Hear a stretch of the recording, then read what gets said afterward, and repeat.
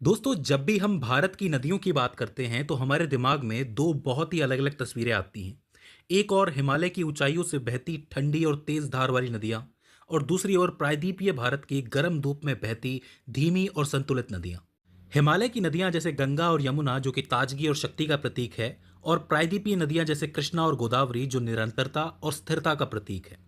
यह दोनों प्रकार की नदियां न सिर्फ भौगोलिक दृष्टि से अलग अलग हैं, बल्कि इनके प्रभाव और महत्व भी अनोखे और अलग हैं। तो चलिए इन दोनों ही नदियों की दुनिया में डुबकी लगाते हैं और खोजते हैं कि इनके बीच के अंतर क्या हैं।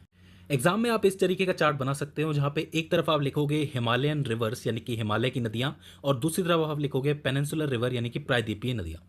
अब देखिए, पहला अंतर तो यही है कि जो हिमालय की नदियां हैं वो 12 मासी नदियां होती है, क्योंकि उनका जो स्रोत होता है वो एक ग्लेशियर होता है। जैसा कि आपको पता है कि बर्फ़ जो है, ग्लेशियर जो है, वो एक बड़ी तादाद में जमा हुआ है, काफ़ी हज़ारों सालों से जमा हुआ है। तो उसका जो पानी है वो धीरे धीरे करके नदियों में बहता हुआ आता है, इसलिए इनका जो पानी है कभी समाप्त नहीं होता है। उदाहरण के तौर पे गंगा नदी है, वो कभी सूखती नहीं है, जाहिर सी बात है, वो बहती ही रहती है 12 महीने तक। इसके अलावा यमुना है और कोसी जैसी नदियां हैं। वहीं जो प्रायद्वीपीय नदियां हैं वो मौसमी नदियां भी कहलाती हैं, क्योंकि इनका जो उफान है वो दक्षिण पश्चिम से आने वाले मानसून पर निर्भर करता है। जब दक्षिण पश्चिम से मानसून उठता है तो ऐसी स्थिति में ये जो नदियां हैं वो भर जाती है और ये उफान पे आ जाती हैं, जैसे कि नर्मदा हो गई, गोदावरी हो गई और कृष्णा हो गई। दूसरा अंतर है इनका बेसिन क्षेत्र। अब बेसिन क्षेत्र क्या होता है, तो देखो, चूंकि ये नदी हिमालय से बहती हुई आ रही है और समुद्र में जाके गिरेगी, तो ऐसे में इनके बीच का रास्ता बहुत लंबा होता है। उस लंबे रास्ते में कई सारी ऐसी नदियां होती हैं जिनको आप सहायक नदियां कहते हो, वो इनसे आके मिलती हैं।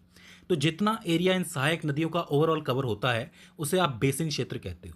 तो हिमालयन रिवर्स जो होती हैं, हिमालय की नदियां, उनका बेसिन क्षेत्र बड़ा होता है, और प्रायद्वीपीय नदियों का बेसिन क्षेत्र छोटा होता है। तीसरा अंतर है इनकी लंबाई। अब चूंकि हिमालय से लेके ओशियन यानी कि समुद्र तक का रास्ता बहुत लंबा होता है, तो ऐसे में ज़्यादातर हिमालयन नदियां जो होती हैं वो काफ़ी लंबी होती हैं। वहीं जो प्रायद्वीपीय नदियां होती हैं वो छोटी होती हैं, क्योंकि आप देखोगे कि ये मध्य भारत से ऑलमोस्ट शुरू होती हैं और ज़्यादातर जो है बंगाल की खाड़ी में जाती हैं, और कुछ जो है आपके अरब सागर की तरफ जाती हैं। तो ऐसे में इनकी लंबाई उतनी ज़्यादा नहीं होती है। तो आप याद रखिए कि ज़्यादा लंबी नदियाँ कौन सी होती है, हिमालय की नदियाँ। हिमालय की नदियों की जो घाटियां होती हैं वो काफ़ी गहरी होती हैं, इसलिए कई बार क्या होता है कि नदियों का थोड़ा सा हिस्सा जो होता है वो ग्राउंड वाटर की तरफ भी चला जाता है। मतलब ज़्यादातर हिस्सा तो जो है समुद्र में भी जाता है, लेकिन कुछ हिस्सा जो होता है वो ज़मीन में चला जाता है, ग्राउंड वाटर आप कह सकते हो। लेकिन अगर आप बात करोगे प्रायद्वीपीय नदियों की, तो वो नदियाँ चट्टान के ऊपर से बहती हैं, इसलिए वो डायरेक्टली समुद्र के अंदर जाती हैं। इनका ज़्यादातर पानी सीधे ही समुद्र के अंदर जाता है।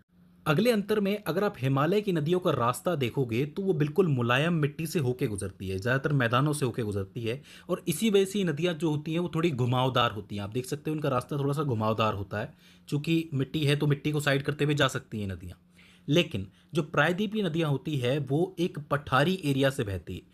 पश्चिम में सह्याद्री पर्वतमाला है, उसके बाद दक्कन का पठार है, उसके बाद पूर्वी पर्वतमाला है, तो ऐसे में ये पूरा एरिया जो होता है पठारी होता है। तो उस स्थिति में ये जो नदियाँ होती हैं ना, बिल्कुल सीधी बहती हैं। मतलब थोड़ा घुमाव इनके अंदर भी होता है, लेकिन ज़्यादा घुमाव नहीं होता है।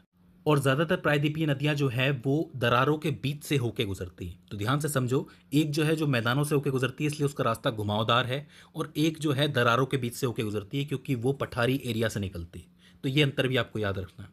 आखिर में एक इंपॉर्टेंट अंतर और आता है कि जो हिमालय की नदियां हैं, चूंकि वो बहुत दूर से बह के आती हैं, तो ऐसे में जब ये समुद्र के पास पहुंचती हैं तो ये बहुत सारा अवसाद अपने साथ लेके आती हैं।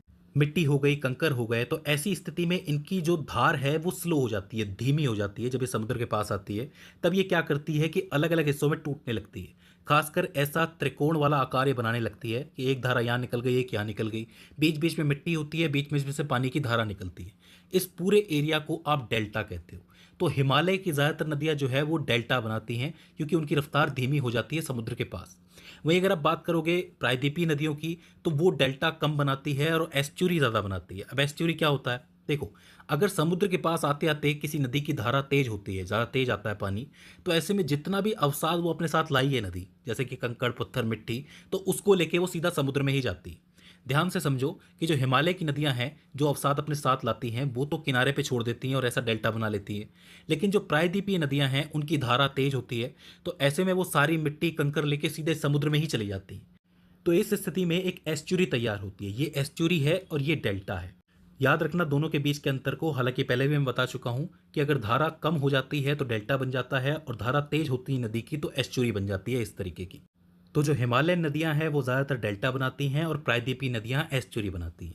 तो ये कुछ अंतर होते हैं जो आपको याद रखने हैं। कभी-कभी क्या होता है कि सवाल पूछ लिए जाते हैं, एमसीक्यू भी बन जाता है और कभी-कभी आपको बड़े आंसर के अंदर भी ये चीज़ काम आ जाती है। और मुझसे कई बार लोगों ने सवाल पूछा है, तो मैंने ये सोचा कि अलग से वीडियो होनी चाहिए। तो दोस्तों मुझे उम्मीद है कि ये वीडियो आपके लिए हेल्पफुल साबित रही होगी। अगर इसके बाद भी इसके अंदर आपको कोई क्वेरी आती है, कोई दिक्कत आती है, तो आप हमें कमेंट सेक्शन में बता सकते हैं। तो दोस्तों आज की इस वीडियो के अंदर बस इतना ही। See you in the next one.